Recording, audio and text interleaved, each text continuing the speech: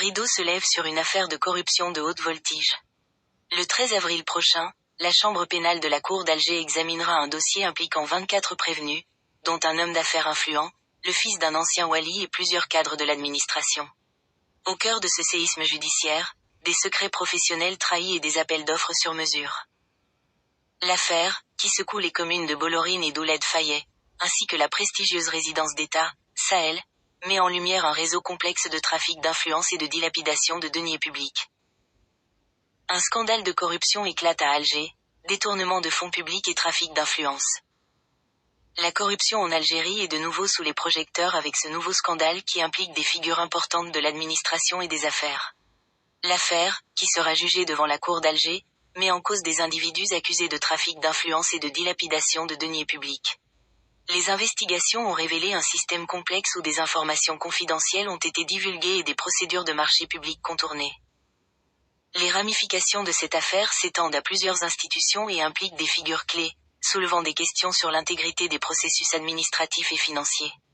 L'impact de ce scandale pourrait avoir des conséquences importantes sur la confiance du public envers les institutions et la nécessité de réformes pour renforcer la transparence et la responsabilité. L'enquête dévoile un système sophistiqué de corruption. Les investigations ont permis de mettre au jour un système bien rodé de corruption, impliquant plusieurs acteurs et institutions. L'enquête révèle des méthodes sophistiquées pour contourner les règles et détourner les fonds publics, soulignant la nécessité de renforcer les mécanismes de contrôle et de surveillance. Le rôle clé du téléphone portable, la boîte noire de l'affaire.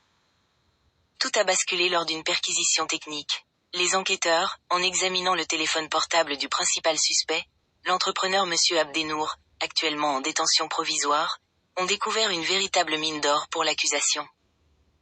Des enregistrements audio et des courriers électroniques révèlent des conversations compromettantes avec le président de la commission d'ouverture des plis de la résidence d'État, T. Mohamed.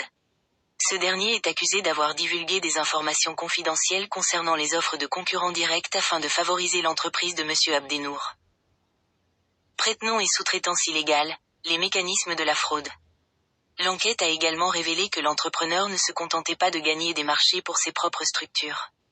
Plusieurs registres du commerce appartenant à d'autres entrepreneurs ont été retrouvés en sa possession, suggérant un système de prête-nom destiné à contourner la réglementation. Des contrats de sous-traitance, signés au mépris du Code des marchés publics, viennent alourdir un dossier déjà chargé. Ce système de prête-nom et de sous-traitance illégale met en évidence la complexité des mécanismes utilisés pour masquer les opérations frauduleuses et détourner les fonds publics. La découverte de ces pratiques a permis de remonter la piste de la corruption et d'identifier les différents acteurs impliqués. Implication d'un ancien wali d'Oran et conséquences juridiques. L'enquête révèle des liens avec un ancien wali d'Oran. Ce dernier aurait cédé illégalement des biens immobiliers, dont un appartement à Ouled Fayet, et mobilier, un yacht de plaisance, à son fils. Ce dernier aurait ensuite revendu ses biens de manière suspecte à l'entrepreneur M. Abdenour, scellant ainsi une alliance d'intérêts financiers illicites.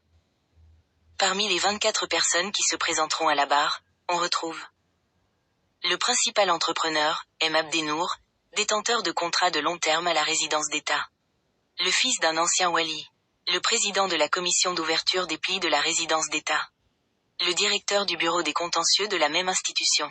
Des élus et cadres des communes d'Ouled Fayet et de Bollorine. Le chauffeur de l'ancien secrétaire général de la présidence de la République. Chef d'accusation et procédure judiciaire. Les mis en cause devront répondre de griefs sévères prévus par la loi relative à la prévention et à la lutte contre la corruption Algérie. 1. Abus de fonction et trafic d'influence.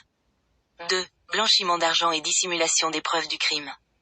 3. Passation de marché contraire à la réglementation pour l'octroi d'avantages injustifiés. Et 4. Divulgation de secrets professionnels. La gravité des chefs d'accusation souligne l'importance de cette affaire et les enjeux pour la justice algérienne.